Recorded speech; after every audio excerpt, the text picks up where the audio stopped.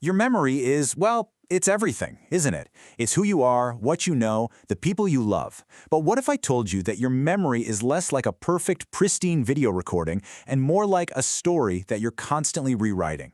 Today, we're going to dive into this incredible, kind of mysterious part of our minds, something that's unbelievably powerful but also surprisingly fragile.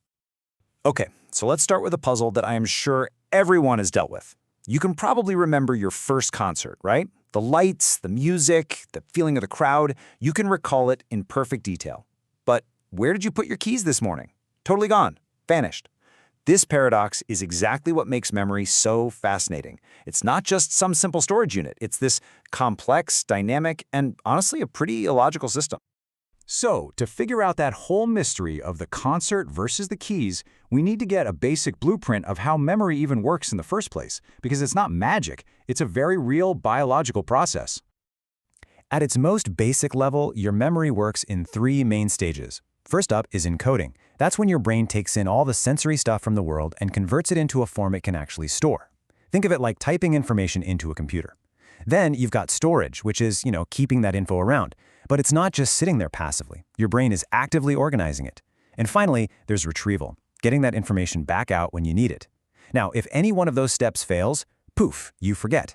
So your lost keys, that was almost certainly an encoding failure. Your brain was just on autopilot, and it never really bothered to type in where you set them down. And just look at the difference in scale here. Your short-term memory, it's like a tiny little mental notepad. It can only hold a handful of things, maybe a phone number you're about to dial, and only for about 30 seconds. But your long-term memory, whoa, that's a massive, sprawling archive with a seemingly infinite capacity. The whole game of learning, really, is just finding effective ways to move information from that tiny temporary notepad into the giant permanent archive. And that long-term archive isn't just one giant junk drawer either. It's actually super organized. You've got your episodic memory, which is for all your personal stories, like that first concert.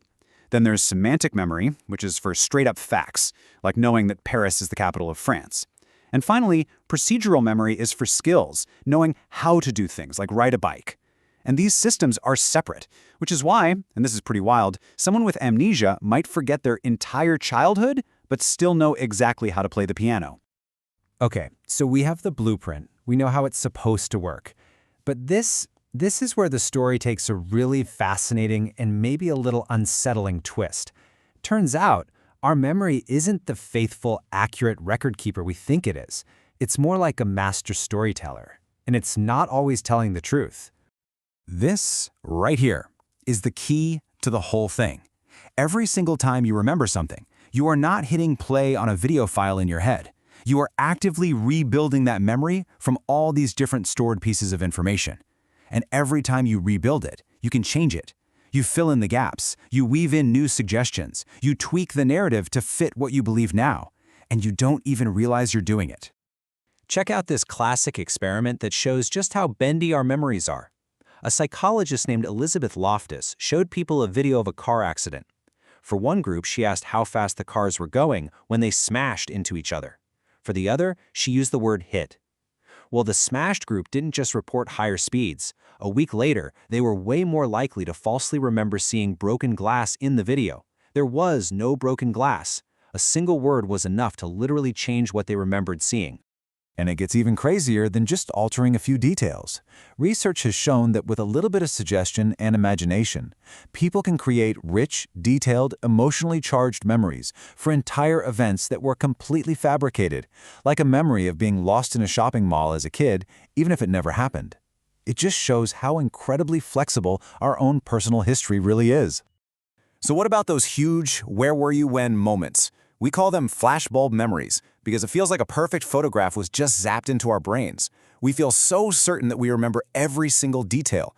But when scientists actually track these memories over time, they find that they fade and change just like any other memory.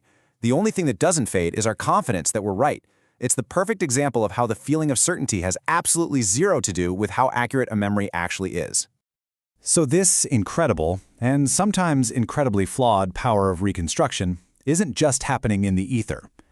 To really understand how our memories can be so vivid yet so easy to change, we've got to look under the hood at the brain's hardware.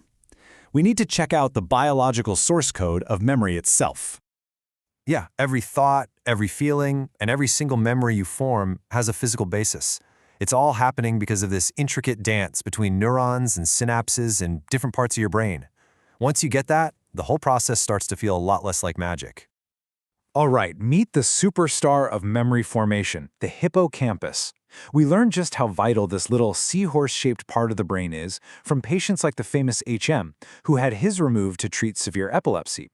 And afterward, he was completely unable to form any new long-term memories of facts or events. I mean, he could meet someone, have a whole conversation, and 5 minutes later, it's like it never happened. He had no memory of them at all. His case showed us that the hippocampus is like the brain's loading dock, and it's absolutely essential for getting new experiences into that long-term archive. But here's the thing, the hippocampus isn't working alone. It's the hub of this huge interconnected network. So while it's crucial for making new memories, those memories eventually get stored all over the cortex. That's the brain's wrinkly outer layer. A single memory might link up your visual, auditory, and emotional centers, all firing together in a pattern. It's less like a file on a hard drive and more like a giant, intricate web woven throughout your entire brain. Okay, so knowing all of this, that memory is biological, that it's a reconstruction, that it has different stages, how can we actually use this stuff to our advantage? This brings us to the really practical part. What are the science-backed ways to actually improve your memory? So let's quickly run through why these work based on what we've just talked about. The spacing effect, studying over time instead of cramming, works because it forces your brain to retrieve a memory again and again, which strengthens the neural pathway. Cramming just keeps it on that temporary mental notepad. The testing effect is basically a workout for retrieval. By forcing yourself to reconstruct a memory, you make that process easier for next time. Elaborative rehearsal helps with that initial encoding by creating more connections to the web of stuff you already know. And of course, you can't ignore the biology. Sleep is prime time for your hippocampus to get to work, consolidating all the important stuff from the day into long-term storage. A good night's sleep is literally a memory-saving session. Which leaves us with one last big thought. If your memory isn't a perfect recording of what happened, but it's actually this evolving story that you're constantly rewriting, then who or what is the editor? Is it your beliefs, right now, your emotions, the people you talk to? It's a question that reminds us that our past isn't as set in stone as we think, and that we are, in a very real way, the authors of our own life story, writing it a little bit more every single day.